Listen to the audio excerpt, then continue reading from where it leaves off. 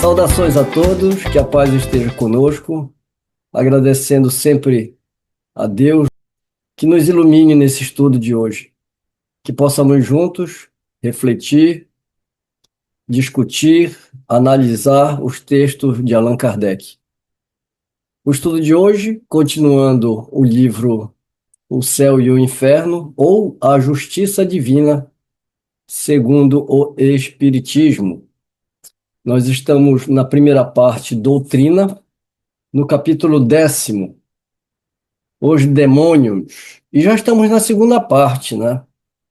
Porque esse capítulo é um pouco extenso e nós fizemos então uma primeira parte e estamos então agora retomando os estudos. Só para a gente refrescar um pouquinho a nossa memória, lembrando que Kardec ele vai fazer uma reflexão a respeito sobre essa temática, sobre os demônios. Então ele começa um texto muito inteligente, né? Um texto muito limpo, muito fluido e muito racional. Ele vai falar desde o começo da nossa civilização, enquanto éramos criaturas primitivas, que as nossas crenças, como elas ainda eram arraigadas no maravilhoso, no sobrenatural, por falta de de um conhecimento, de uma consciência a respeito das coisas espirituais. Ele vai desenvolvendo esse raciocínio e depois ele também vai lembrando que, apesar de a gente já estar, né, numa, num avanço intelecto-moral, ainda há pessoas que ainda acreditam nessas temáticas, como os demônios. E uma grande culpada disso é a própria igreja, né? Porque a igreja ela vai trazer essa ideia muito arraigada ainda nas suas bases doutrinárias, né, nas suas bases religiosas. Então, o Kardec ele está fazendo uma análise, uma comparação, né, das religiões e das crenças primitivas também, dos cultos pagãos. E aqui ele vai pegar exatamente a carta pastoral do Monsieur Guzet, né, cardeal, e que ele vai analisar justamente a carta pastoral por ocasião da Quaresma, né, de 1865. E o Kardec pega justamente essa carta pastoral porque ali está um texto escrito por um douto, né, por um profundo conhecedor da doutrina cristã segundo a Igreja Católica. E essas ideias elas foram muito arraigadas no nosso pensamento. Então, Kardec, quando ele está escrevendo o livro O Céu e o Inferno, ele está exatamente combatendo essas ideias que são falsas, essas ideias que a gente ainda está amarrado num pensamento ainda, numa fé muito, muito, uma fé muito cega ainda, né? Não uma fé racional, que é o que ele propõe. Então, o que que ele vai fazer? Ele vai pegar essa carta pastoral, porque o Monsieur Guzet, ele vai falar sobre os anjos, né, numa primeira ocasião, e ele vai depois falar sobre os demônios. Nós vimos o capítulo 9, que é os anjos, exatamente com uma pastoral falando sobre os anjos. E agora nós estamos aqui vendo a análise do Kardec através dessa carta pastoral do Monsieur Guzet. Ele traz o, o pensamento da igreja através dessa carta e ele vai analisando ponto a ponto e vai mostrando a fragilidade desse pensamento. Ele vai apontando aonde que existem essas contradições, não só fragilidades, mas contradições, que a nossa razão não consegue explicar, e depois ele vai apresentar a visão espírita, né? Uma visão mais racional. E ele coloca para que todos possam analisar e pensar. Então, quando ele está aqui no ponto que a gente parou, só para a gente lembrar, né, que a gente parou naquele ponto que a gente já está lendo essa carta pastoral. Inclusive, ali está falando que Deus criou os anjos perfeitos, mas num determinado momento eles se enciumaram, né, com as decisões de Deus de mandar Jesus para a Terra, e eles então acabaram, por conta desse orgulho, dessa inveja, eles acabaram então tendo a queda, né, a caída. Mas se eles eram perfeitos, como é que eles erraram, né? Só para a gente lembrar um pouquinho do que a gente viu e do que a gente já viu. Vamos retomar aqui do terceiro ponto da objeção que Kardec está fazendo, que é as últimas palavras, né, atribuídas a Lúcifer, que a gente viu que está justamente no texto do livro do profeta Isaías, que é de lá que tiram a fala, né, de Lúcifer. E no estudo passado nós apontamos que Isaías não estava se referindo exatamente a Lúcifer, ele estava se referindo ao rei da Babilônia. Aquele texto é falando sobre o rei da Babilônia. E a igreja acabou fazendo essa interpretação, colocando como se fosse Satanás. Então, a gente percebe que essa prática de tentar ajustar alguns escritos ao que a gente quer interpretar e a forma como a gente quer interpretar, a gente percebe que isso não é moderno, né? Isso já é bastante antigo. Ainda hoje a gente vê isso acontecendo, principalmente com relação à doutrina espírita. Muitos médiuns querem tentar justificar as comunicações que recebem, deturpando as interpretações do que está escrito. Isso daqui é uma coisa bem típica, né, do que o Guzê faz aqui, né? Então, quando ele começa aqui, as palavras atribuídas a Lúcifer demonstram uma ignorância surpreendente no arcanjo que, por sua natureza e pelo grau em que se encontrava, não deveria comungar com relação à estrutura do universo, dos erros e preconceitos que os homens professaram até que a ciência tivesse corrigido. Como poderia Lúcifer cogitar de fixar sua moradia acima dos astros e dominar as nuvens mais elevadas? Isso equivale a perpetuar a antiga crença na Terra como centro do mundo, assim como num céu de nuvens a se estender até as estrelas, que estariam limitadas numa região que formaria a abóbada, quando, de fato, a astronomia nos mostra estrelas infinitamente disseminadas no espaço infinito. Como se sabe, hoje em dia, que as nuvens não se estendem além de 2 léguas acima da superfície terrestre. A menção a montanhas ou a possibilidade de sobrepujá-las com nuvens mais elevadas pressupõe uma cena que se passasse na superfície da Terra, fixando aí a morada dos anjos. Se a morada está nas regiões superiores, seria inútil dizer que se elevaria para além das nuvens. Atribuir aos anjos uma linguagem eivada de ignorância seria admitir que os homens sabem hoje mais sobre o assunto do que eles.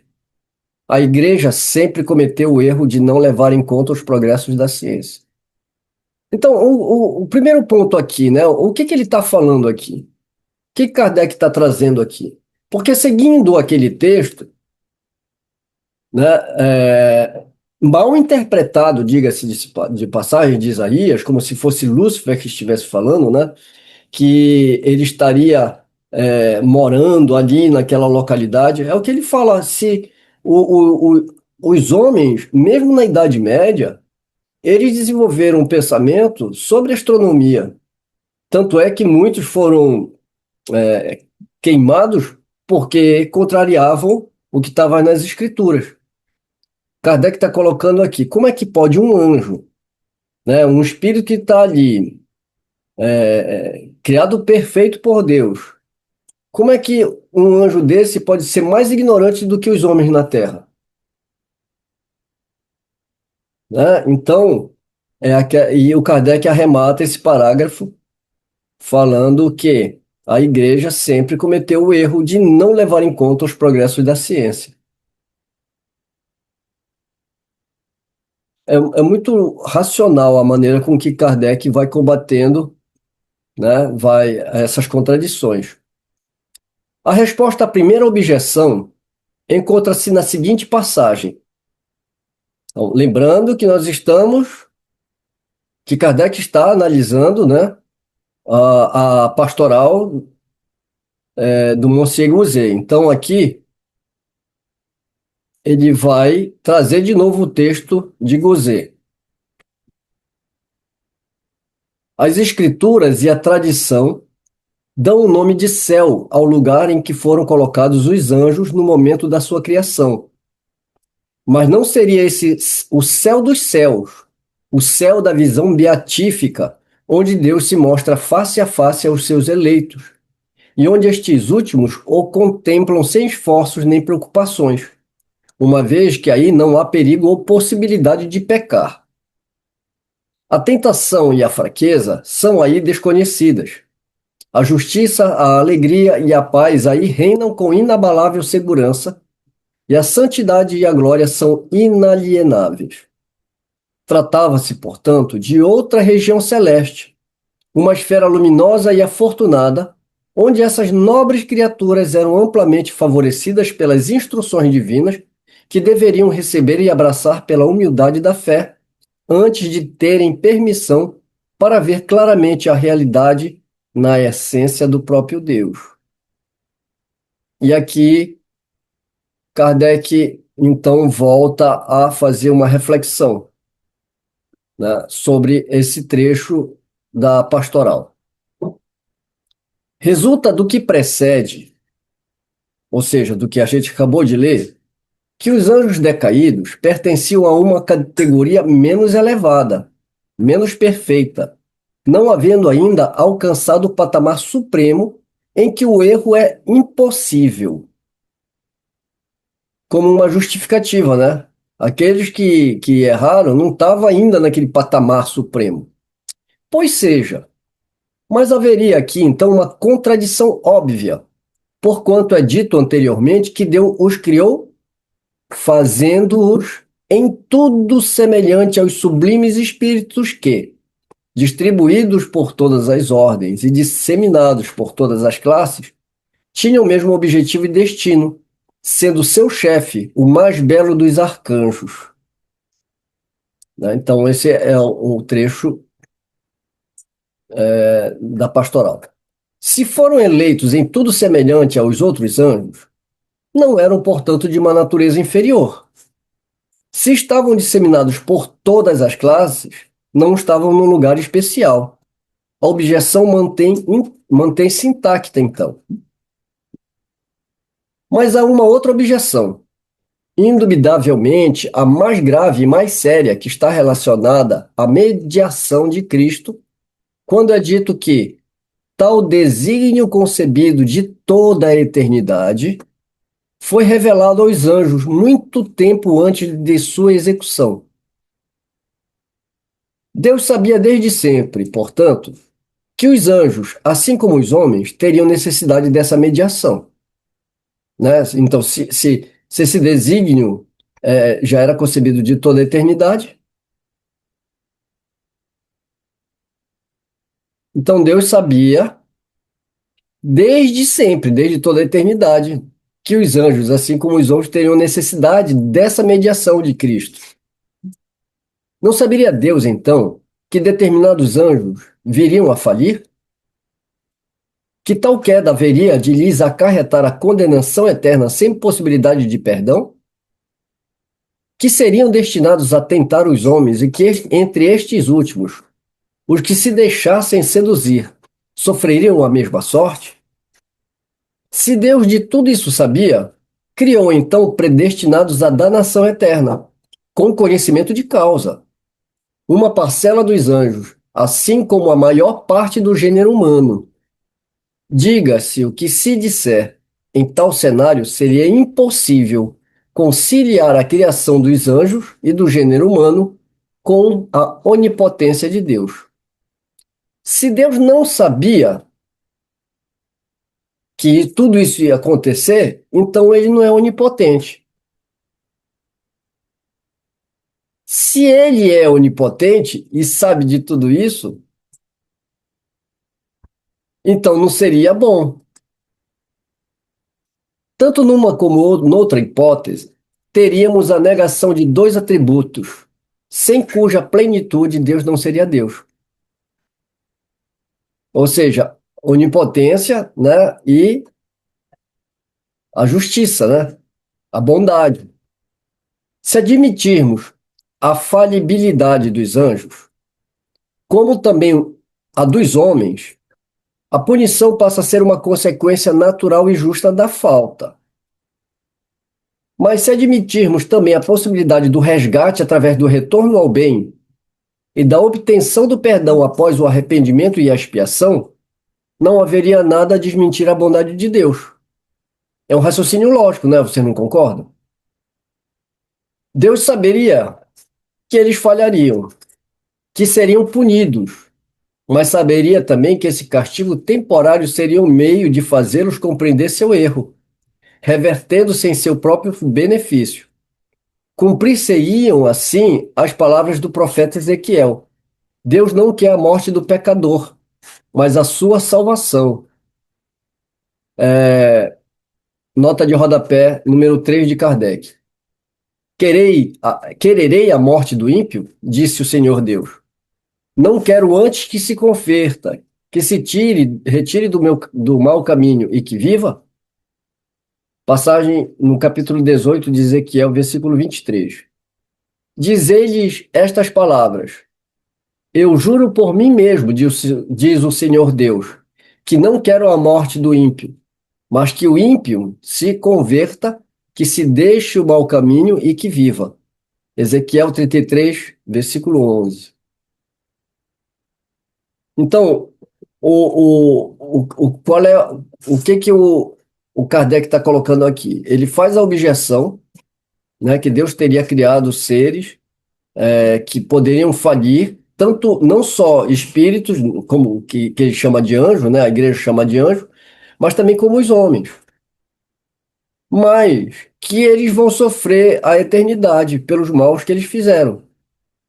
Então, o que Kardec está colocando aqui é que essa ideia que a igreja traz, ela rompe, né, com a ideia de um Deus bom e justo e da onipotência dele. Então, quer dizer, para Deus ser Deus, ele tem que ter todos os atributos completos. Você tira um atributo, já não é mais Deus. Então fica muito contraditório, né? Essa forma de que a igreja traz. Aí o Kardec está colocando o que então aqui? Né? Se você admitir que tanto anjo, ou espíritos, né, como os homens, eles falham, mas que essas falhas fazem parte de uma evolução, de uma caminhada, e que eles podem, através do arrependimento e da expiação, retornarem ao bem, aí você então tem um Deus justo e bom, né, porque ele permite que a gente possa se restabelecer perante um erro, e o contrário não, né? Tanto é que ele vai trazer essa passagem que está em Ezequiel, falando exatamente, né, que o profeta vai falar a respeito de que Deus ele não quer a morte do pecador, né? Ele quer a morte do pecado. Ou seja, ele não quer condenar a pessoa que errou, mas ele quer que a pessoa que errou, ela tenha a oportunidade de voltar ao bem através dos seus próprios esforços.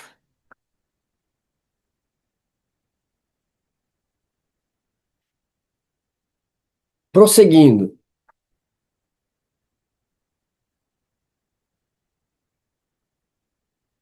o que representaria a negação dessa bondade seria a inutilidade do arrependimento e a impossibilidade do retorno ao bem.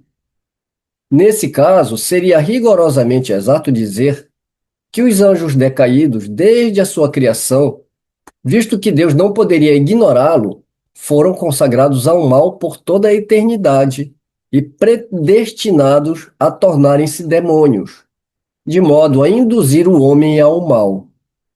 Vejamos agora qual é o seu destino e o que fazem, segundo, a pastoral aqui, segundo a igreja. Então vamos lá para o texto que Kardec nos aponta. Tão logo sua revolta se revelou na linguagem dos espíritos, ou seja, ao primeiro impulso de seus pensamentos, foram eles banidos em definitivo da cidade celeste e lançados no abismo. Por essas palavras, entendemos que foram lançados num lugar de suplícios, onde sofrem a pena do fogo, conforme o texto do Evangelho, segundo as próprias palavras do Salvador. Ide, malditos, para o fogo eterno que foi preparado pelo demônio e por seus anjos.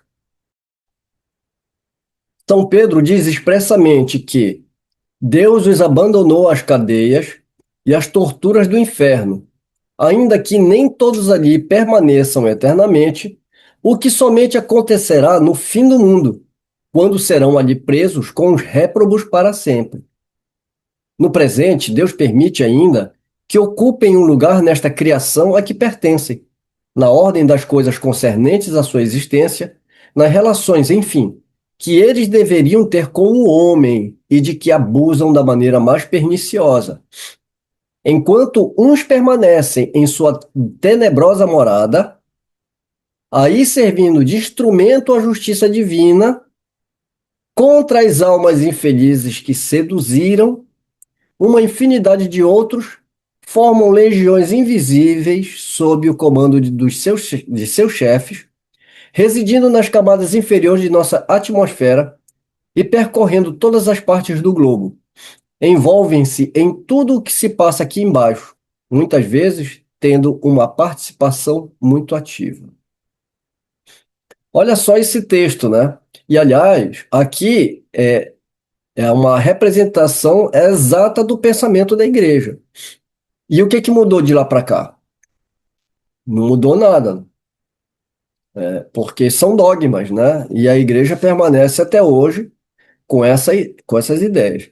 Então, Monsieur Gauzet, na pastoral dele, falando sobre o diabo, aqui nesse trecho, então ele fala que uns estão morando, né, na sua tenebrosa morada, e eles são instrumentos de Deus, né, contra as almas infelizes dos homens, que seduziram. Quer dizer, além de tudo, eles ainda vão provocar a queda do homem, para que eles vão para esses infernos, para que eles torturem essas pessoas lá, essas almas, né? Mas nem todos estão num lugar só. Outros formam legiões invisíveis sob comando de seus chefes. Uns residem nas camadas inferiores de nossa atmosfera, mas também percorrem o mundo inteiro, fazendo estripulias de um lado para o outro, ou seja, fazendo o mal, né? Bem, Kardec, então, agora ele vai retomar a palavra e diz assim: no que concerne às palavras do Cristo sobre o suplício do fogo eterno, a questão é tratada no capítulo 4, o inferno. Então, Kardec, ele já falou sobre esse assunto, ele está indicando que neste mesmo livro, na parte primeira, nós estamos na parte primeira, a doutrina, no capítulo 10º, mas no capítulo 4º, ele também vai falar sobre essa questão, né? Segundo essa concepção que é trazida pela igreja, apenas uma parte dos demônios está no inferno, como nós chamamos a atenção no texto, né? Pois a outra parte erra em liberdade, envolvendo-se em tudo que se passa aqui embaixo, permitindo-se o prazer de praticar o mal, e isto até o fim do mundo, cuja data incerta provavelmente não deve ocorrer tão cedo. Por que essa diferença? Uns são menos culpados do que outros? Tipo, por que essa diferença de uns estarem no lugar, lá no inferno, e outros estão na terra, fazendo diabruras? Qual é o motivo dessa diferença? Uns são menos culpados que os outros? De certo que não, a menos que não se revezem em suas saídas, ao contrário do que esta passagem parece sugerir. Ou seja, a passagem que ele vai mencionar agora. Enquanto uns permanecem em sua tenebrosa morada, aí servindo de instrumento à justiça divina contra as almas infelizes que seduziram. Suas funções, portanto, consistem em atormentar as almas que seduziram. Os demônios não são, portanto, encarregados de punir as almas culpadas por falta livre e voluntariamente cometidas, mas pelas faltas que eles mesmos provocaram. Os demônios são, a um só tempo, a causa do erro e o instrumento do castigo, algo que a justiça humana, por mais imperfeita que seja, jamais admitiria.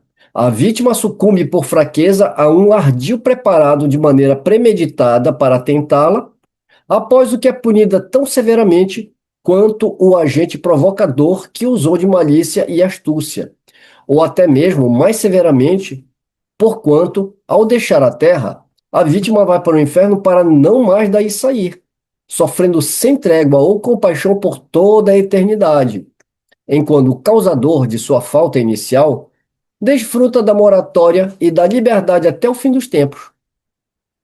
Seria então a justiça de Deus menos perfeita que a justiça dos homens? Olha, mas é tão lógico, né, quando a gente lê Kardec.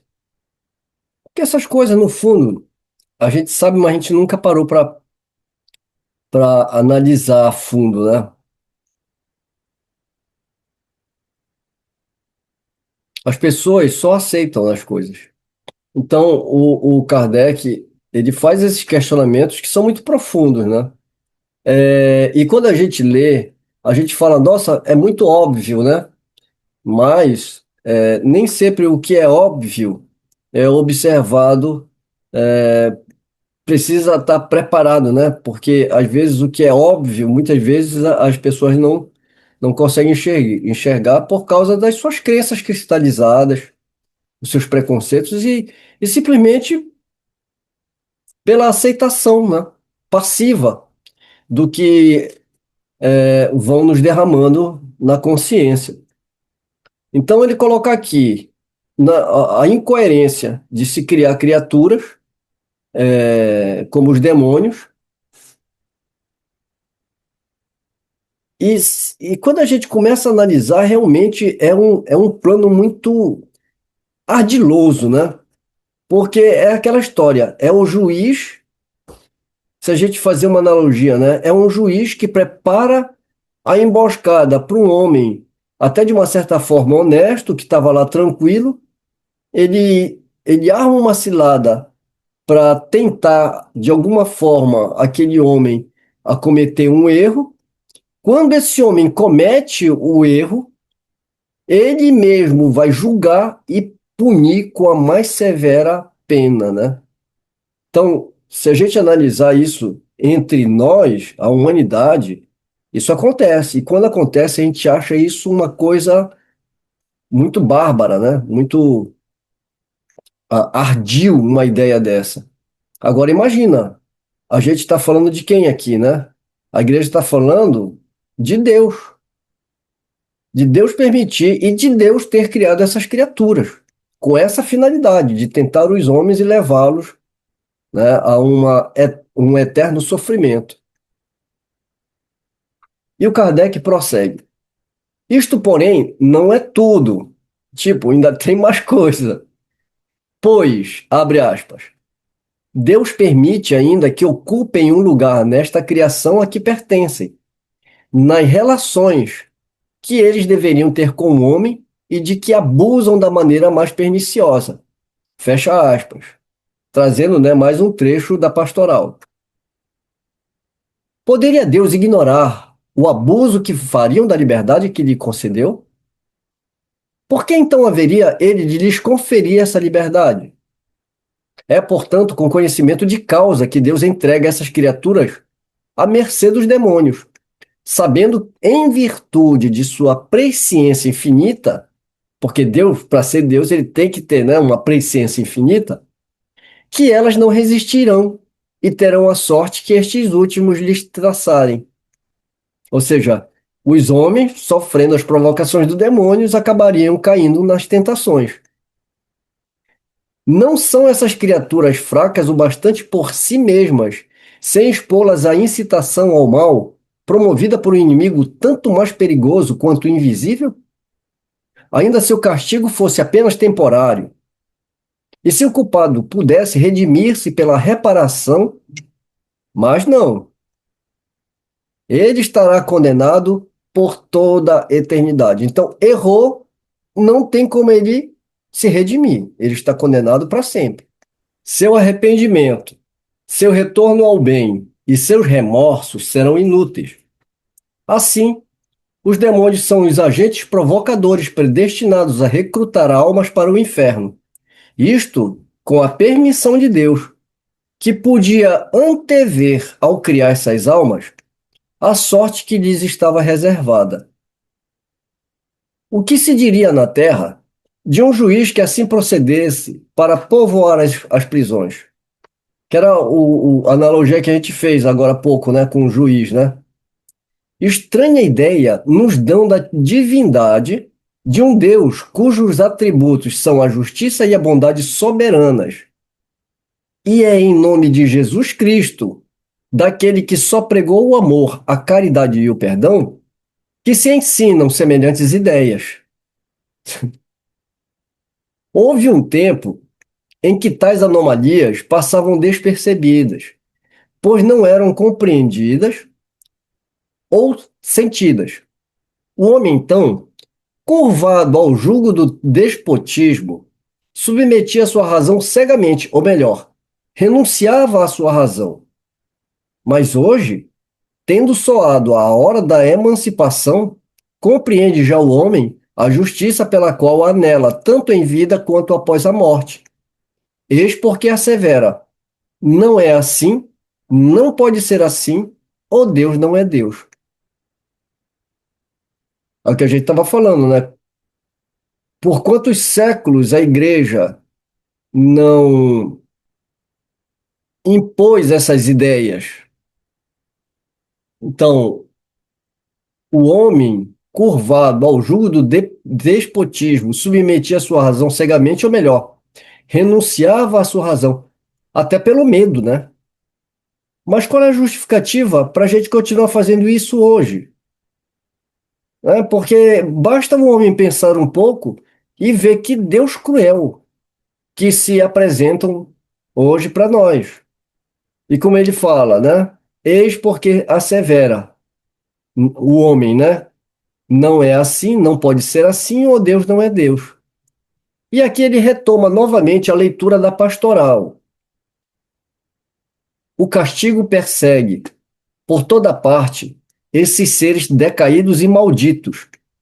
Por toda parte carregam o próprio inferno consigo. Não tem mais paz, nem repouso. Até mesmo as doçuras da esperança transformam-se-lhes em amargura. A esperança lhes é odiosa. A mão de Deus os abateu no exato momento do ato pecaminoso, obstinando-lhes a vontade no mal.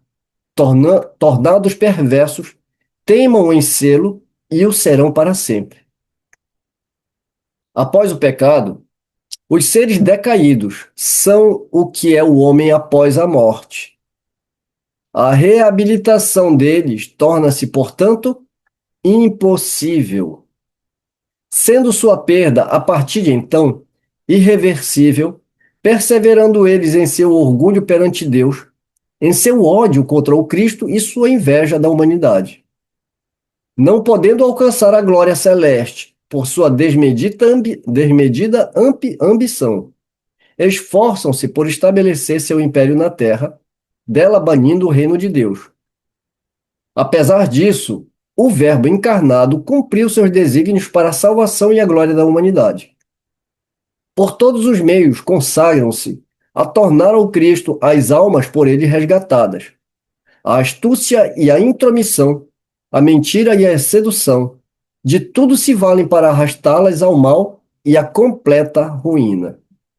Com tais inimigos, a vida do homem, do berço ao túmulo, só pode ser, infelizmente, uma luta sem tréguas, porquanto são eles poderosos e infatigáveis.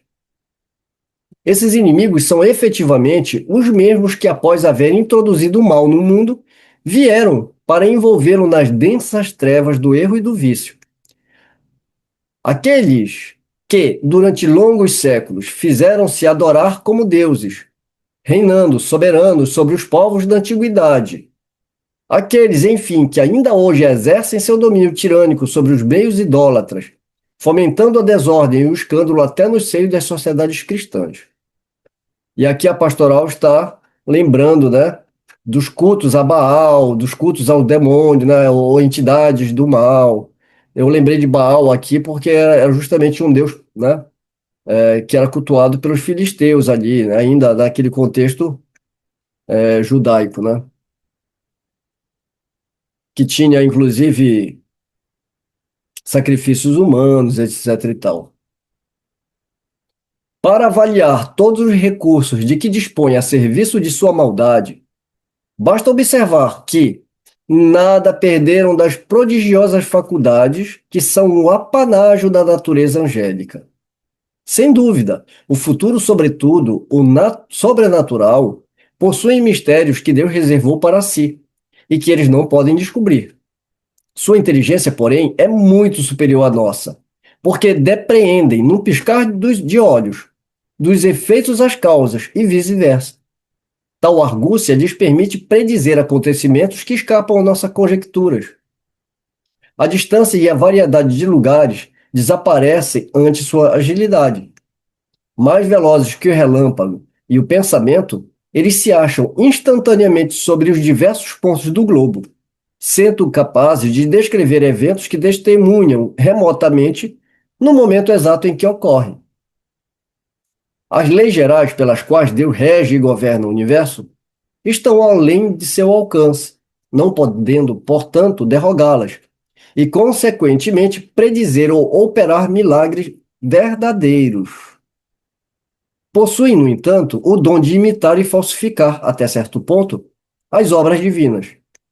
Sabem quais fenômenos resultam da combinação dos elementos, podendo predizer com segurança aqueles que acontecem naturalmente, assim como os que eles mesmos podem produzir. Daí os numerosos oráculos e sortilégios extraordinários registrados nos livros sagrados e profanos, e que serviram de base e de alimento a todas as superstições. A gente vai lendo essa pastoral e a gente vai vendo, né, o decorrer da história da humanidade com relação a essa temática dos demônios, né? E como ele descreve aqui, né, os demônios, que eles podem não saber tanto quanto Deus. Não sabem de tudo, mas sabem muito mais do que nós. E pelo fato deles possuírem, ah, como são espíritos, né? São seres extracorpóreos, eles se locomovem de um lado para o outro, têm conhecimento sobre os elementos da natureza e por isso eles podem, então, produzir um certo número de predições e, e de coisas. Ou seja, Deus colocou realmente o capeta para perturbar a gente, né, aqui na Terra, né? A substância simples e imaterial de que são feitos impede que os vejamos. Assim explica-se, né, pela Igreja a essência do Espírito. Estão ao nosso lado sem serem percebidos. Tocam nossa alma sem causar impressão a nossos ouvidos. Acreditamos obedecer aos nossos pensamentos quando, em verdade, cedemos às suas tentações e à sua funesta influência. Nossas intenções, em contrapartida, são de seu conhecimento pelas impressões despertadas em nós, atacando-nos em geral pelo nosso lado mais fraco. Para nos seduzir mais efetivamente, costumam preparar-nos ardizes sugestões em linha com nossas inclinações. Modificam sua ação conforme as circunstâncias e os traços característicos de cada temperamento. Suas armas favoritas, contudo, são a mentira e a hipocrisia.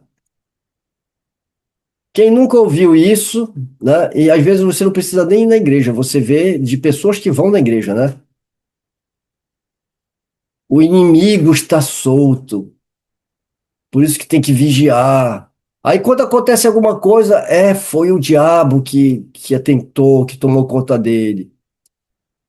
E aliás, isso é uma boa desculpa, né?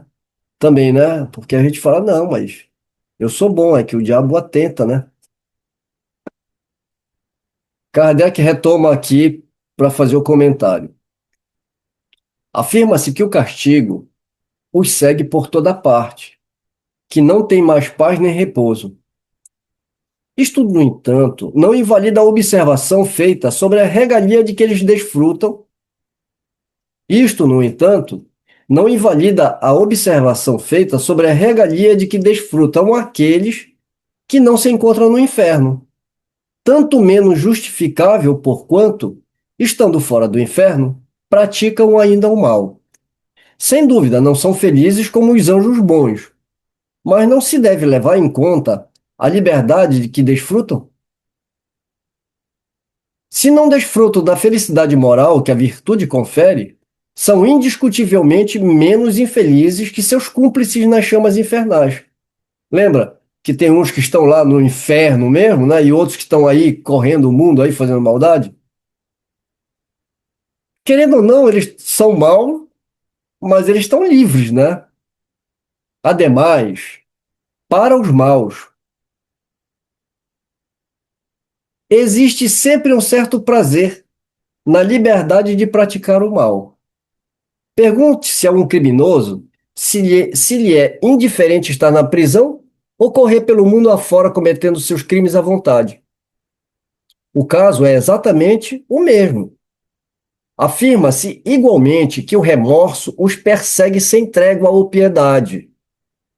Mas esquecem que o remorso é o precursor imediato do arrependimento, quando não o próprio arrependimento. É verdade, né? Se o cara começar a ter remorso, isso já significa que ele já começa a questionar o ato que ele está fazendo, que é um passo para o arrependimento. Afirma-se igualmente que eles, abre aspas, tornados perversos, teimam em sê-lo e o serão para sempre, fecha aspas. Uma vez que se obstinam na perversidade, é porque não tem remorso. Então já cai por terra aquela ideia, né, de que o remorso persegue. E se o tivessem no menor grau, renunciariam ao mal e perderiam perdão, porque o remorso te leva ao arrependimento, né? O remorso não constitui para eles, portanto, castigo algum. Abre aspas. Após o pecado, os seres decaídos são o que é o homem após a morte. A reabilitação deles torna-se, portanto, impossível. De onde vem essa impossibilidade? Não se compreende que seja consequência da sua semelhança com o homem após a morte, proposição que não é, aliás, muito clara. Essa impossibilidade viria de sua própria vontade ou da vontade de Deus? Se da vontade dos demônios, tal fato denotaria uma perversidade extrema, um endurecimento absoluto do mal, não compreendendo como seres tão profundamente perversos pudessem ter estado um dia entre os anjos de virtude, porque eles eram perfeitos, né? Estavam com os anjos de virtude. E que durante o tempo imensurável que conviveram com estes últimos, não tenham demonstrado um indício sequer de sua natureza perversa. Se a impossibilidade do retorno ao bem for da vontade de Deus, ou vontade de Deus, compreende-se ainda menos que ele a imponha como castigo após uma primeira falta. Ou seja, que Deus não perdoa, né? O Evangelho nada diz de semelhante. Acrescenta-se ainda que, abre aspas, sendo sua perda, a partir de então, irreversível, perseveram eles em seu orgulho perante Deus. De que lhes serviria não perseverarem no orgulho se todo arrependimento é inútil?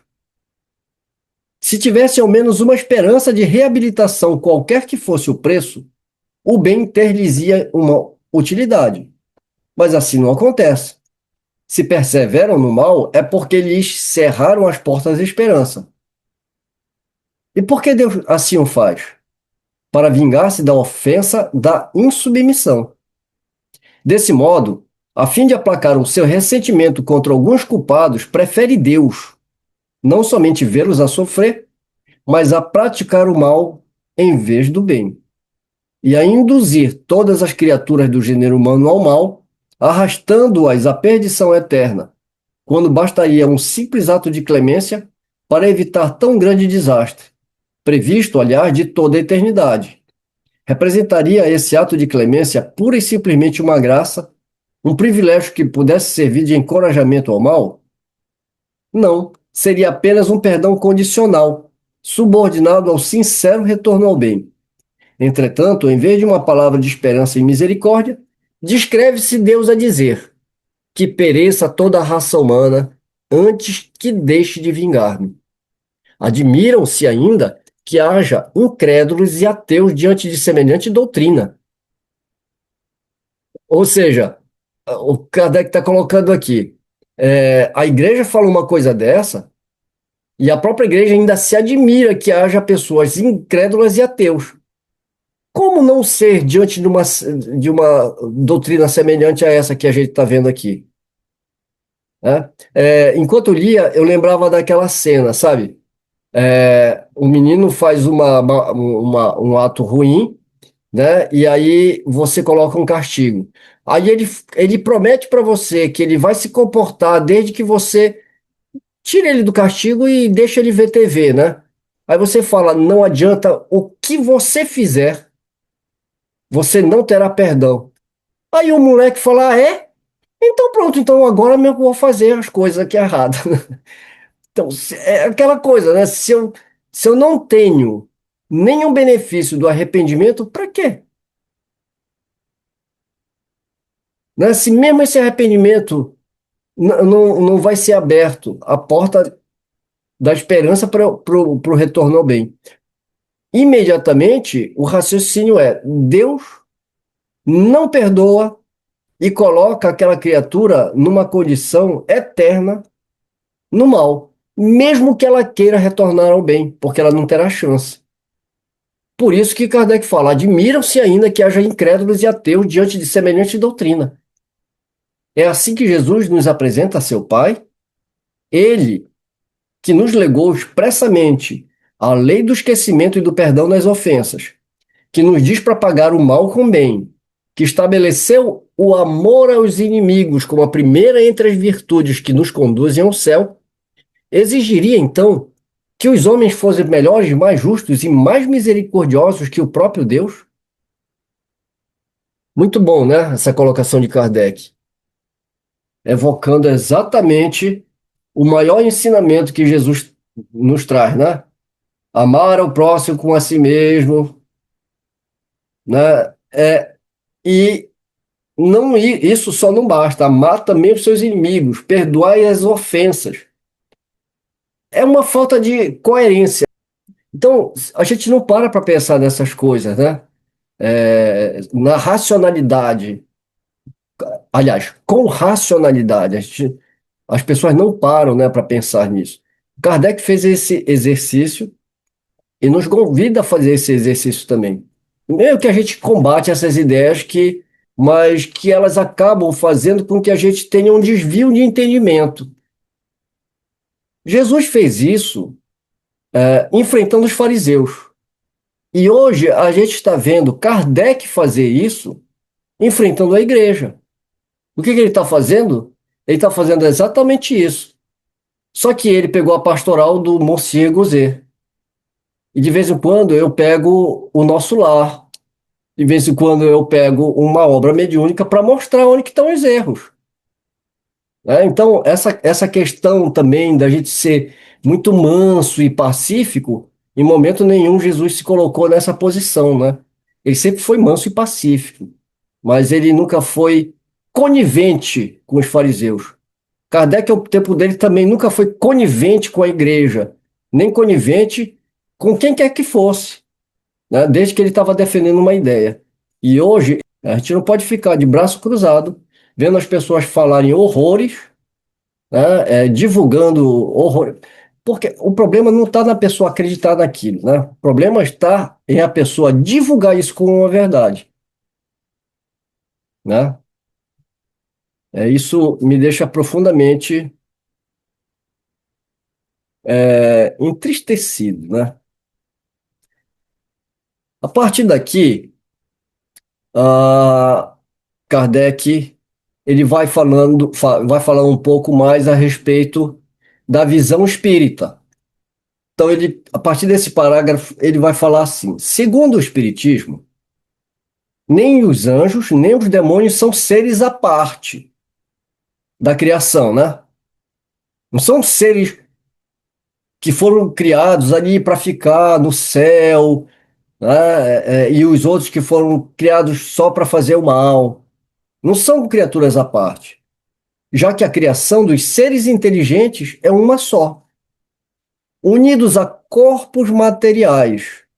Eles constituem a humanidade que povoa a Terra e as outras esferas habitadas. Libertos desses corpos, constituem o mundo espiritual ou dos espíritos, que povoam os espaços. Deus os criou perfectíveis, dando-lhes por meta a perfeição e a felicidade que desta advém, mas não lhes deu a perfeição. Quis Deus que a atingisse pelo esforço pessoal, a fim de ter o mérito de sua conquista.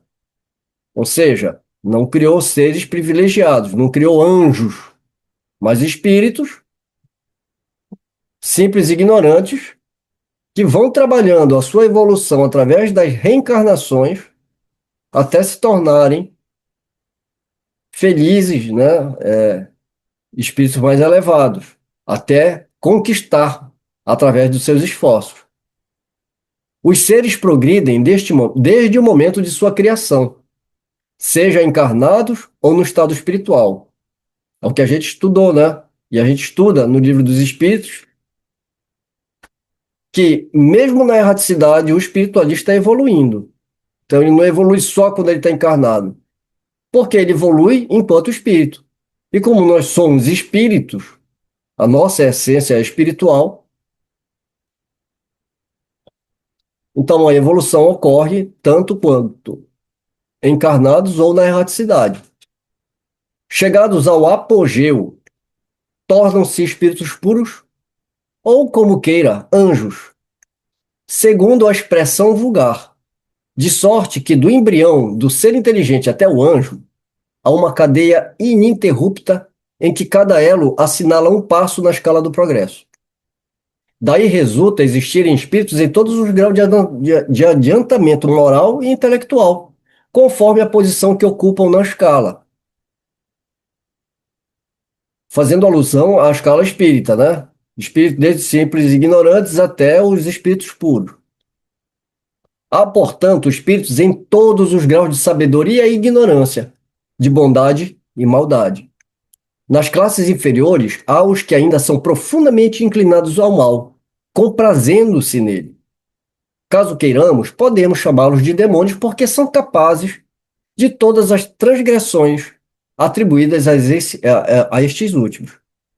Se o Espiritismo não os denomina assim como demônios, é porque tal nome se prende à ideia de seres distintos da humanidade, de uma natureza essencialmente perversa, consagrados ao mal por toda a eternidade, incapazes de progredir na direção do bem. Segundo a doutrina da Igreja, os demônios foram criados bons, e tornaram-se maus por sua desobediência. São os anjos decaídos. Foram colocados por Deus no alto da escala e desceram. Segundo o Espiritismo, são espíritos imperfeitos, mas que progredirão. Ainda estão na parte inferior da escala, mas hão de se elevar. Nos primeiros estágios de sua existência, os espíritos estão sujeitos à encarnação material, que é necessária ao seu desenvolvimento, até que tenham chegado a um certo grau. O número das encarnações é indeterminado e subordina-se à rapidez do progresso que ocorre na razão direta do trabalho e da boa vontade do espírito, que age sempre em função de seu livre-arbítrio.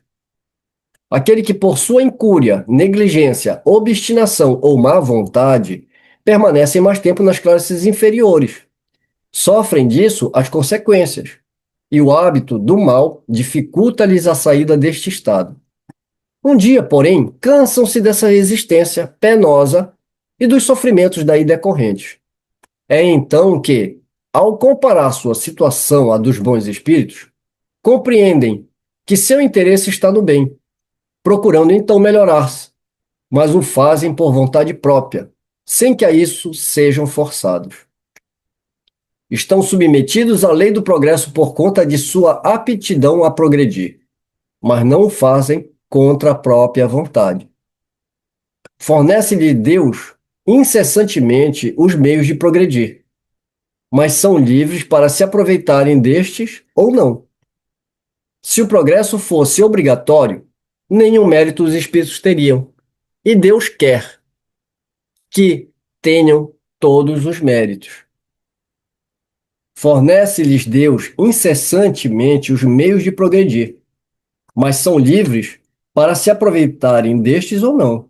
Se o progresso fosse obrigatório, nenhum mérito os espíritos teriam, e Deus quer que todos tenham o mérito de suas obras, não privilegiando ninguém com o primeiro lugar, posto franqueado a todos, mas que o alcançam somente através dos próprios esforços.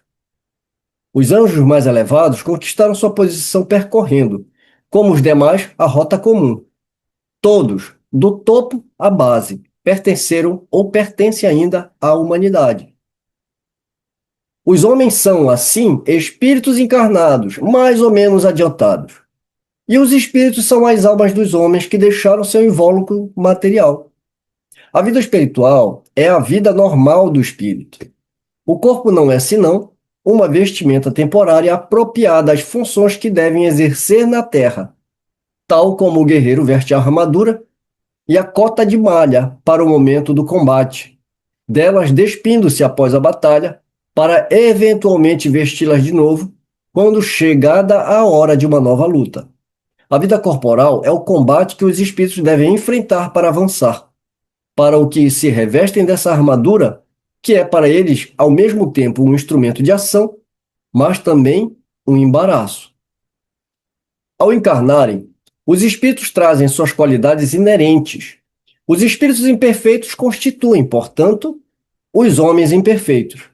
Aqueles mais adiantados, bons, inteligentes, instruídos, são os homens instintivamente bons, inteligentes e aptos a adquirir com facilidade novos conhecimentos. Da mesma forma, os homens, ao morrer, fornecem ao mundo espiritual espíritos bons ou maus, adiantados ou atrasados. O mundo corporal e o mundo espiritual suprem-se, assim, constantemente um ao outro. Entre os maus espíritos, há os que têm toda a perversidade dos demônios, aos quais pode-se aplicar perfeitamente a imagem que se faz destes últimos.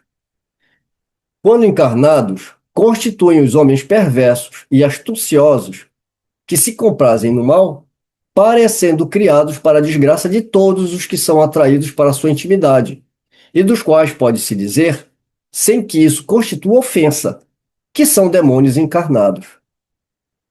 Tendo alcançado um certo grau de purificação, os espíritos recebem missões compatíveis com seu adiantamento, desempenhando dessa forma todas as funções atribuídas aos anjos de diferentes ordens. Como Deus criou desde sempre, também desde sempre houve espíritos suficientes para atender a todas as necessidades do governo do universo. Uma só espécie de seres inteligentes submetidos à lei do progresso, é, portanto, suficiente para tudo. Essa unidade na criação, juntamente à ideia de que todos têm uma mesma origem comum, o mesmo caminho para percorrer e que se elevam todos por seu mérito próprio, corresponde muito melhor à justiça de Deus do que a criação de espécies diferentes, mais ou menos favorecidas por dons naturais, equivalentes a privilégios. A doutrina usual acerca da natureza dos anjos, dos demônios e das almas humanas, não admitindo a lei do progresso, mas constatando a existência de seres de diversos graus de evolução, chegou à conclusão de que seriam eles o produto de criações igualmente especiais. Fez-se de Deus, assim, um pai parcial, tudo concedendo a alguns de seus filhos, enquanto a outros impunha o trabalho mais rude. Não é de admirar que, durante muito tempo, os homens nada tenham visto de chocante em tais preferências, porquanto procediam também eles da mesma forma com relação aos seus próprios filhos, ao estipular o direito de primogenitura e outros privilégios do nascimento.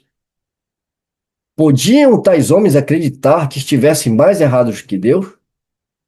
Alargando-se hoje, porém, o círculo das ideias, pode o homem ver mais claramente e ter noções mais exatas da justiça. Almejando esta última para si mesmo e nem sempre a encontrando na terra, espera ao menos encontrá-la mais perfeita no céu.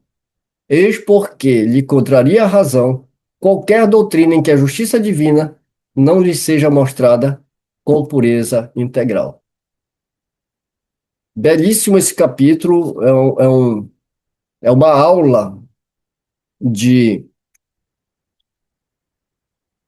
análise, é uma aula de racionalidade e, sobretudo, de imparcialidade. Porque para a gente fazer um julgamento desse, a gente precisa estar isento de qualquer tipo de crença, né? A gente abrir mão das nossas crenças e olhar para o novo. Aqui, Kardec falando sobre os dogmas da igreja. Mas alguém pode falar assim, mas ele está analisando segundo o Espiritismo, segundo as leis que os Espíritos trouxeram. E o que ele fez? Ele não aderiu à ideia por paixão, ele aderiu à ideia pela razão. Então, por isso que eu falo que esse capítulo aqui é uma verdadeira aula, né, de como fazer análise de tudo e qualquer coisa, usando a racionalidade e a imparcialidade. Porque é só assim que a gente progride, nós mesmos, individualmente falando, né? Porque enquanto a gente quiser adaptar as nossas crenças a tudo que a gente vê, inclusive sobre a própria ciência e sobre as coisas que nos cercam, a gente nunca vai plenamente progredir, né? Por quê? Porque se aquela minha crença não me deixa enxergar uma verdade, eu passo a carregar o erro daquela visão, se eu não me abro para o novo, né? E a gente acaba se aprisionando às ideias, que é exatamente o mito da caverna, né?